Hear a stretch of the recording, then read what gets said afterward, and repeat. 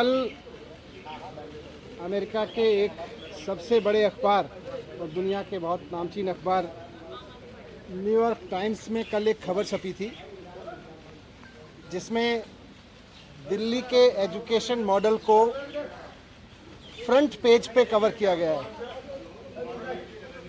ये भारत के लिए बहुत बड़ी बात है, बहुत गर्व की बात है कि देश का एजुकेशन मॉडल उस तरफ जा रहा है जहां दुनिया उसकी चर्चा कर रही है। भारत के एजुकेशन मॉडल में दुनिया को कुछ ऐसा दिखाई दे रहा है, दुनिया के सबसे बड़े अखबारों को ऐसा दिखाई दे रहा है ताकि वो दुनिया को प्रेरित कर सकें, उससे दुनिया को बता सकें। ये हमारे लिए गर्व की बात है। अभी मैं ये देख रहा था कि इसी न्यूयॉर्क टाइम्स के फ्रंट पेज पे करीब 1.5 साल पहले ये तस्वीर छपी थी, आपने भी देखा होगा, जिसमें कोविड के दौरान नदी के किनारे जलती हुई लाखों लाशों की तस्वीरें छपी थीं।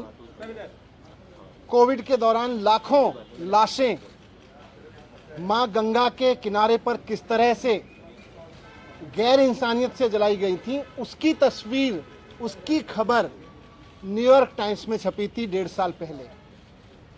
जब ये खबर हमने देखी थी और देश के लोगों ने देखी थी तो एक भारतीय के नाते थोड़ा अपने आप पे शर्म आई थी, अपनी गवर्नेंस पे शर्म आई थी, अपने मॉडल पे शर्म आई थी। दुनिया में कोविड हैंडल हो रहा था लेकिन हम ऐसे हैंडल कर रहे थे, इस पर शर्म आई थी कि भारत में कोविड ऐसे हैंडल हो रहा है।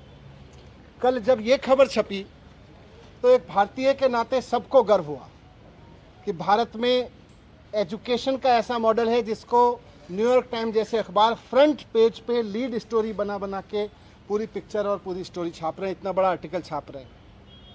ये मेरे लिए भी गर्व की बात है, लेकिन मैं बहुत विनम्रता के साथ कहना चाहता हूँ कि ये खबर मेरी उपलब्धि नहीं है। ये खबर मेरी वजह से नहीं छपी कि मैंने कुछ ऐसा कर दिया जिसकी तारीफ हो रही है। ये एक्चुअली दिल्ली के टीचर्स की तारीफ है। तो आज जब न्यूयॉर्क टाइम्स के फ्रंट पेज पे दिल्ली के टीचर्स का काम छप रहा है और सारी दुनिया उनकी तारीफ कर रही है, तो मैं दिल्ली के टीचर्स को बहुत बहुत बधाई देना चाहता हूँ। मैं उनको कहना चाहता हूँ कि इसी तरह से लगे रहिए।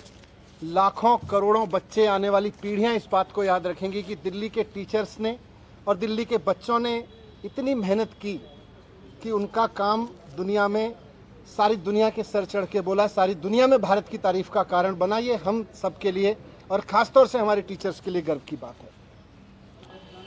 कल मेरे घर सीबीआई के ऑफिसर्स आए थे और दिल्ली सचिवालय में मेरे जो एजुकेशन मिनिस्टर का, डिप्टी सीएम का ऑफिस है, वहाँ पर भी उन्होंने रेड की थी।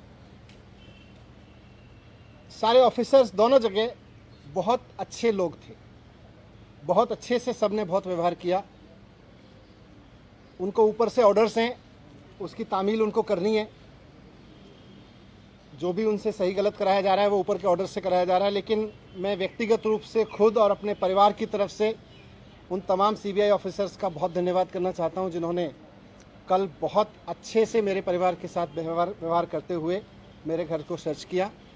और मुझे व्यक्तिगत रूप से उनसे मिलके अच्छा लगा। सीबीआई कोई अपने घर पे नहीं चाहता है, लेकिन अच्छे लोग थे, अच्छा लगा। जिस एक्साइज पॉलिसी के बारे में ये सारा विवाद खड़ा किया जा रहा है, मैं उसके बारे में कहना चाहता हूं कि वो इस देश की सबसे बेस्ट एक्साइज पॉलिसी है और उस पॉलिसी को हम पूरी ट्रांसपेरेंसी और पूरी ईमानदारी से लागू कर रहे थे और बहुत ईमानदारी से वो पॉलिसी तैयार की गई।